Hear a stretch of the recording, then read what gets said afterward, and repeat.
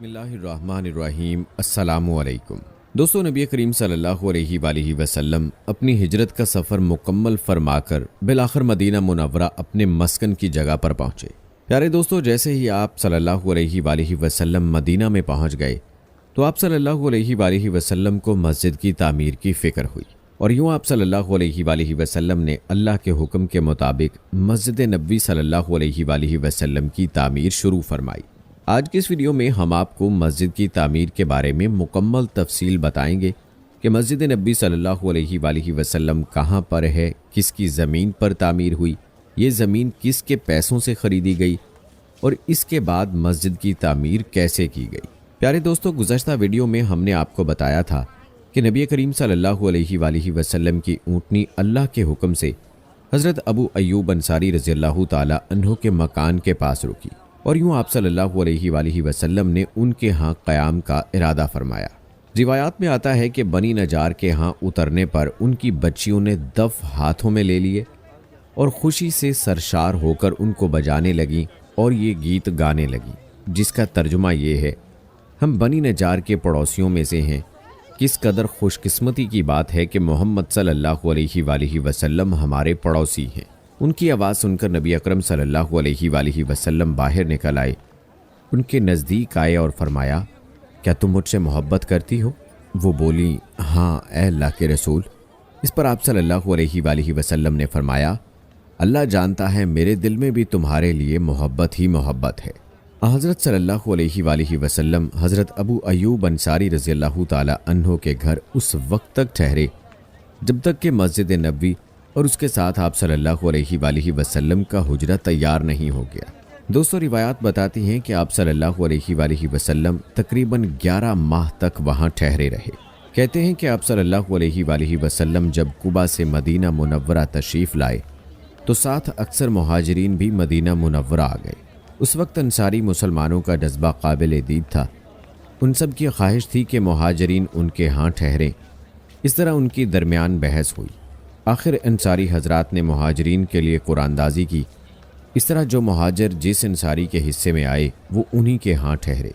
अंसारी मुसलमानों ने उन्हें ना सिर्फ अपने घरों में ठहराया बल्कि उन पर अपना माल और दौलत भी खर्च किया। दोस्तों, रिवायात में आता है कि मुहाजिरीन की आमद से पहले अंसारी मुसलमान एक जगह बाजमात नमाज अदा करते थे। हज़रत असद बिन ज़रारा रज़ियल्लाहु ताला अन्हु उन्हें नमाज पढ़ाते थे। जब आप सल्लल्लाहु अलैहि वालैहि वसल्लम तशरीफ़ लाए तो सबसे पहले मस्जिद बनाने की फ़िक्र हुई। आप सल्लल्लाहु अलैहि वालैहि वसल्लम अपनी ऊँटनी पर सवार हुए और उसकी लगाम ढीली छोड़ दी। ऊँटनी चल पड़ी। वो उस जगह जाकर बैठ गई जहाँ आज मस्जिद नबवी है। जिस जगह मुसलमान नमाज अदा करते रहते थे वो जगह भी उसके आसपास ही थी। उस वक्त वहाँ सिर्फ दीवारें खड़ी की गई थीं, इन पर छत नहीं थी।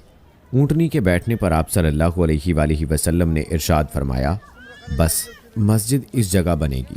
इसके बाद आप सल्लल्लाहु अलैहि वालैहि वसल्लम ने असद बिन ज़रारा रज़ियल्लाहु ताला अन्हु से फरमाया, तुम ये जगह मस्जिद के लिए फ़रोख्त कर दो। वो जगह दरअसल 2 यतीम बच्चों सहल और सुहेल की थी और असद बिन ज़रारा रज़ियल्लाहु ताला अन्हु उनके सरपरस्त थे। ये रिवायत भी आई है कि उनके सरपरस्त मुआज़ बिन अफ़रा रज़ियल्लाहु ताला अन्हु थे।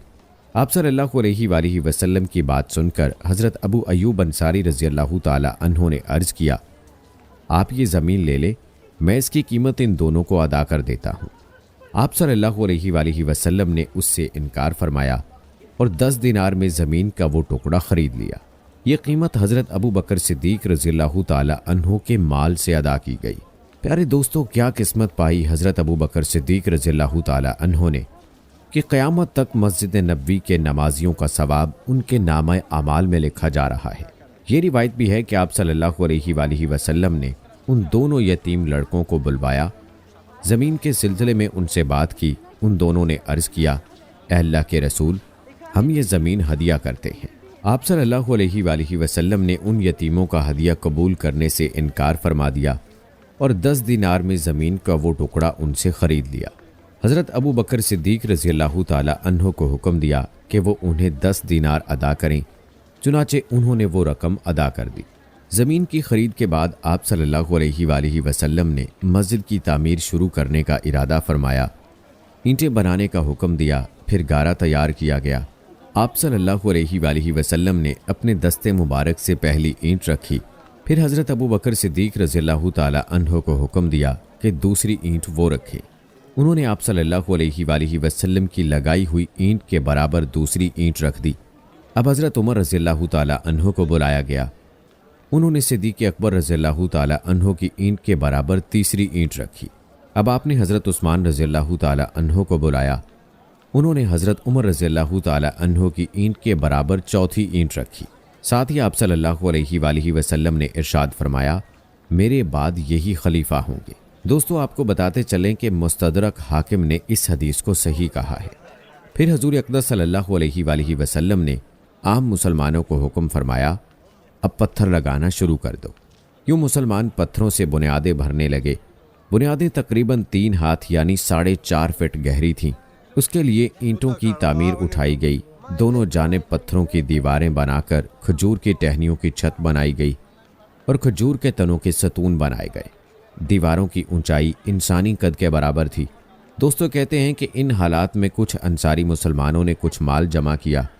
وہ مال آپ صلی اللہ علیہ وآلہ وسلم کے پاس لائے اور عرض کیا، اللہ کے رسول، اس مال سے مسجد بنائیے اور اس کو آراستہ کیجیے، ہم کب تک چھپر کے نیچے نماز پڑھیں گے؟ اس پر حضور اکرم صلی اللہ علیہ وآلہ وسلم نے ارشاد فرمایا، مجھے مسجد کو سجانے کا حکم نہیں دیا گیا۔ اسی سلسلے میں ایک اور حدیث کے الفاظ یہ ہیں، قیامت قائم ہونے کی ایک نشانی یہ ہے کہ لوگ مسجدوں میں آرائش اور زیبائش کرنے لگیں گے، جیسے یہود اور نصارہ اپنے کلیساؤں اور گرجوں میں زیب و زینت کرتے ہیں۔ پیارے دوستو، یاد رہے کہ مسجد نبوی کی چھت کھجور کی چھال اور پتوں کی تھی اور اس پر تھوڑی سی